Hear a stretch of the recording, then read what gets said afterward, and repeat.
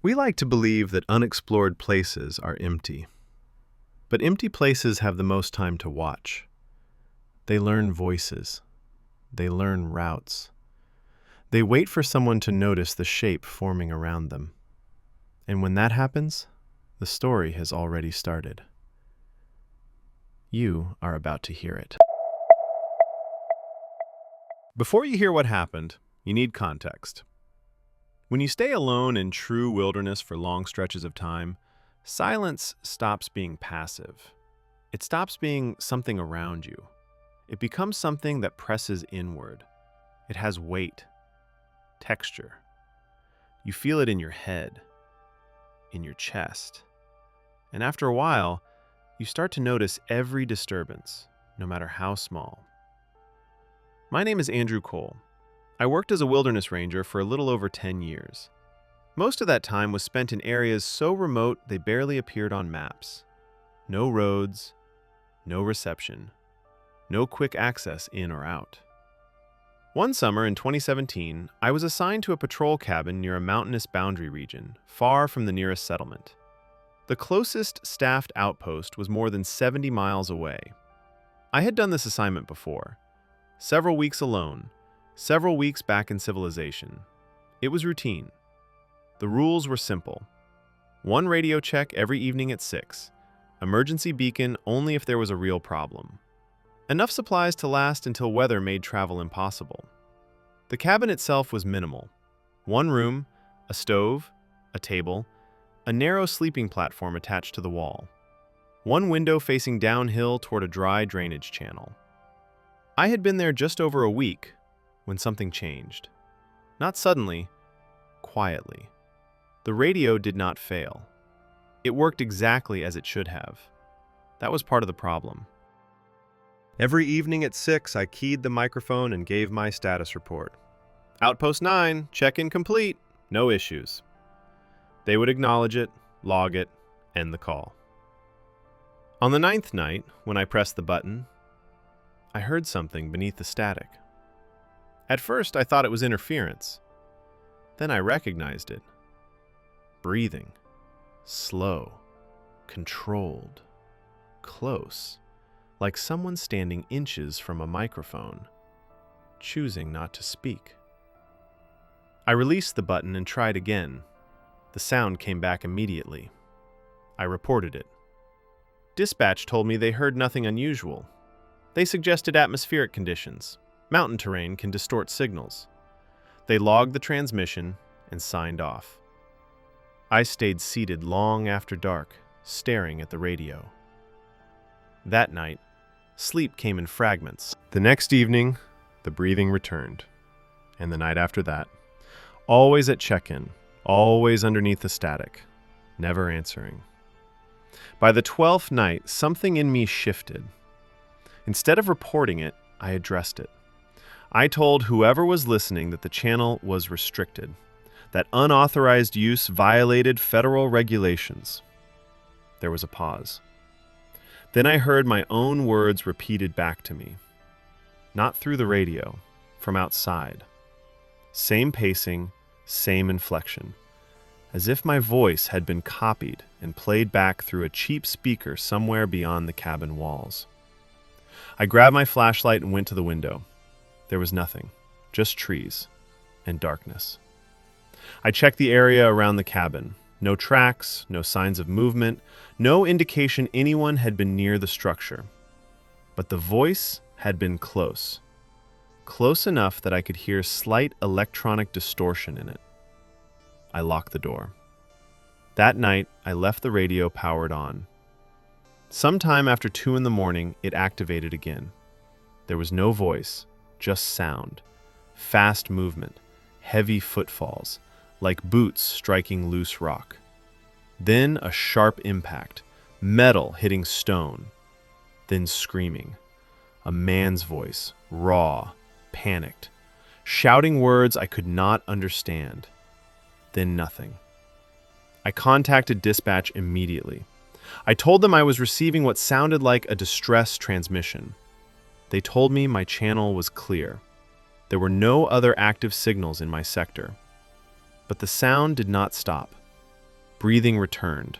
Wet, strained, uneven, like someone forcing air through damaged lungs.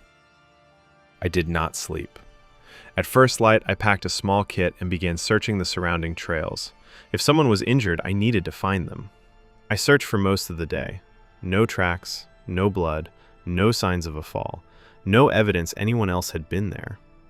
On my way back, I noticed something under a rock near the trail, a small waterproof case. Inside was a damaged digital recorder. I pressed play. Static. Then my voice. My routine check-in from earlier in the week. Then the breathing. Then the warning I had spoken days later. Then running. Impact. Screaming. At the end of the recording, there was something else. A door opening. Footsteps on wood. Slow movement across a small room, stopping near a window. Then my voice again, saying there had been no signs of anyone near the cabin. I turned the recorder off and looked downhill toward the cabin. That was when the implication settled in. Someone had been inside while I was gone. I radioed dispatch and requested immediate evacuation. They asked why. I did not explain. Weather delayed extraction for 2 days. When I was flown out, I handed over the recorder. It was analyzed. No fingerprints, no usable data, but the recordings were authentic, including recordings of me doing things I did not remember doing. After returning home, I found a photograph on my phone, taken during that assignment, a selfie, me standing in the cabin doorway at night, smiling. I do not remember taking it. I do not remember feeling anything worth smiling about. In the window behind me, barely visible, there was a shape. Someone standing outside, watching. They offered me a different assignment. I declined. I left the job shortly after. I no longer spend time in remote wilderness, and I do not use radios. Before I talk about what happened, you need to understand how remote this place was. My uncle owned a livestock property in the interior of the country, far from anything most people would recognize as civilization. The property did not appear on standard maps. If you tried to look it up, you would not find a name, just empty land. The nearest paved road ended hours away. After that, there was dirt. After the dirt, nothing but open ground and old tracks people stopped using decades ago. The station covered tens of thousands of acres. There were only 2 people living there full-time. One of them was my uncle, Graham Holloway. He had lived out there since the late 1980s, raising livestock and avoiding people whenever possible. The other was a seasonal contractor named Michael Reed, hired to help with fencing and shearing during busy periods. I visited once. It was the summer I turned 19. My mother thought it would be good for me. Time away from the city, hard work, family. Graham was not a talkative man, but he tolerated my presence. The homestead was old, stone walls, a metal roof, solar panels mounted wherever they fit, a diesel generator that rattled the ground when it ran. It looked like a place that had always existed and would continue existing long after everyone stopped paying attention to it. The closest neighbor lived more than 30 miles away. The nearest town was over 50 miles in the opposite direction. At night, the silence was absolute. No traffic, no insects, no wind most nights. Just the occasional sound of the house shifting as temperatures dropped. On my first evening there, Graham told me one rule. If someone knocks on the door after dark, do not open it. I asked him why. He did not answer. Michael, who had been working there longer, just looked at me and said I would understand eventually. The first week passed without incident. We worked long days, fixed fences, moved livestock, ate dinner quietly and went to bed early. I slept in a small room off the kitchen. Michael stayed in a caravan behind the house. Graham took the main bedroom. On the 8th night, I woke up to a sound. Knocking. 3 slow, deliberate knocks on the front door. I checked my phone. 2:47 in the morning. I stepped into the hallway and saw Graham already there, fully dressed, standing still, facing the door. The knocking came again. Same rhythm, same pressure. I whispered, asking if we should respond. Graham said no. We stood there in the dark. The knocking stopped. Then it started again. This time, it came from the front window. Same pattern, same measured force. Graham moved to the kitchen, pulled out a chair, and sat down. He did not look toward the window. I did. There was nothing there, just darkness and my own reflection. The knocking moved, from the back door, then the side wall, then the roof. Slow, methodical, like someone walking around the house, checking every surface. It continued for nearly 20 minutes, then it stopped. Graham stood up and told me to go back to bed. I did not sleep. The next morning, I asked Michael about it. He lit a cigarette and stared out at the empty land. He said it happened every couple of weeks, always at night, always the same pattern. Graham had reported it years earlier. Police came once, found nothing. I asked who it was. Michael said he did not know.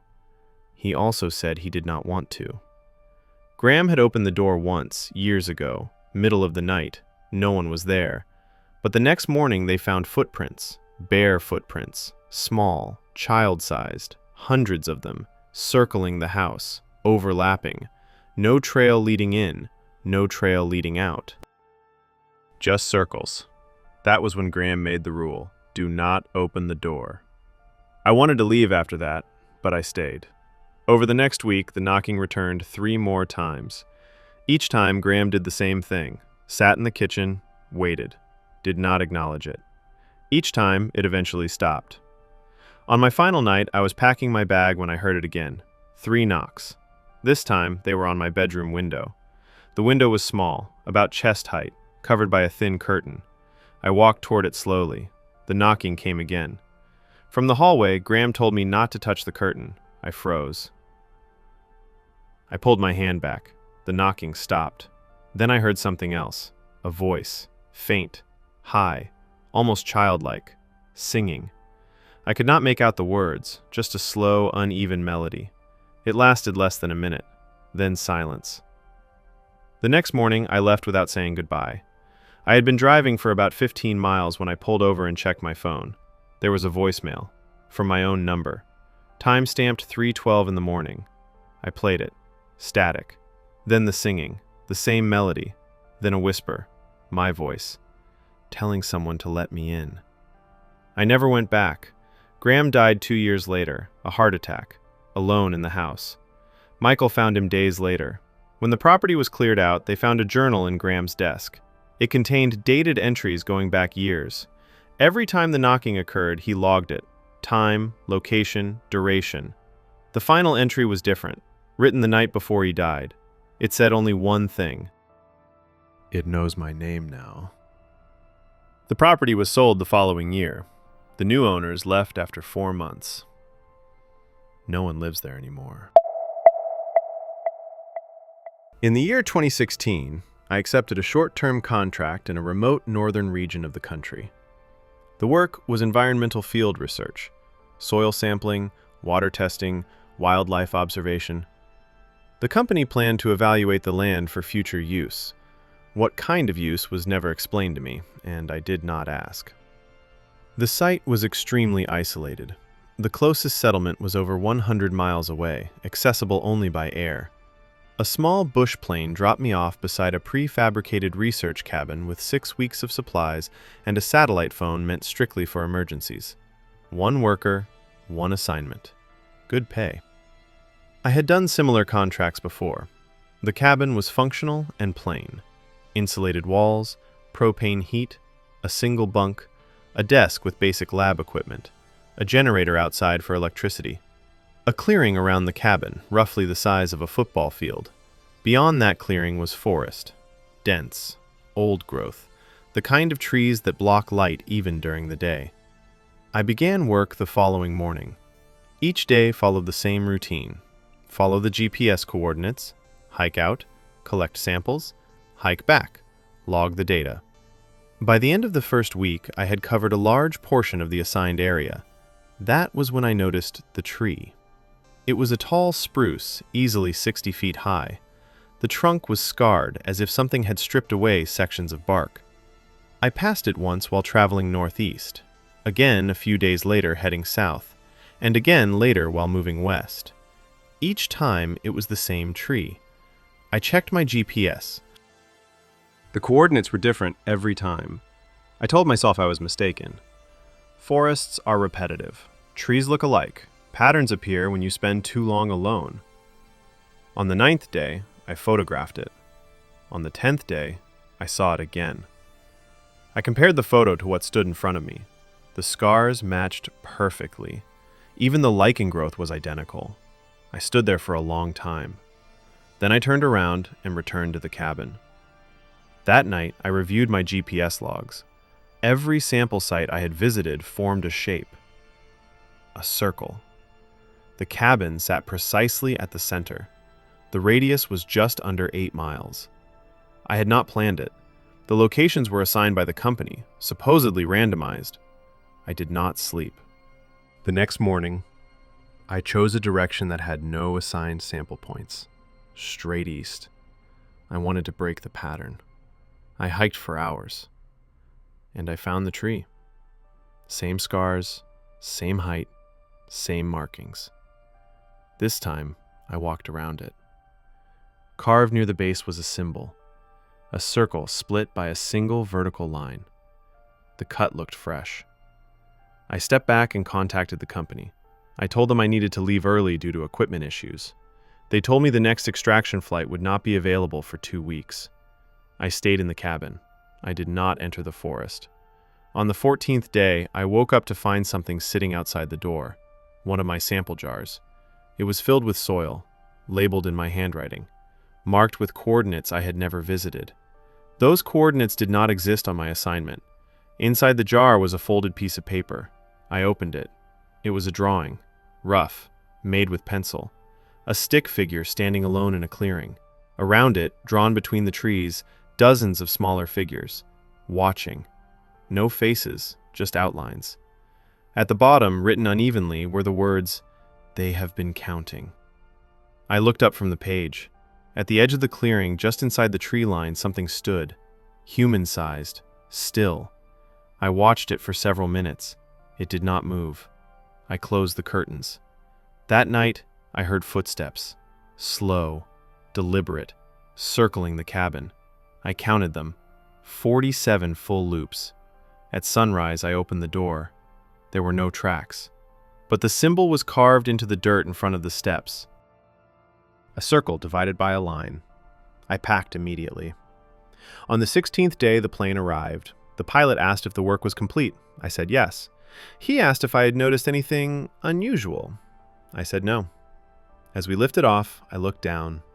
From above, the clearings I had visited were visible in the canopy. They formed a perfect circle. The cabin sat at the center, and around it, barely distinguishable from the forest, stood shapes, dozens of them, all facing inward. I asked the pilot if he saw them. He looked down and asked what I meant. I did not answer. When I returned home, I submitted my data. The company accepted it and paid me in full. 3 months later, the project was canceled without explanation. The project manager resigned. The company dissolved the following year. I still have the drawing. Sometimes I take it out and look at it, and I wonder whether they were counting us, or whether we were counting them. Some places resist being mapped. Some things resist being observed, but that does not mean they are not watching. They always are, waiting for the moment you realize you were never alone. Subscribe for more real horror stories. Like the video if you felt this fear too.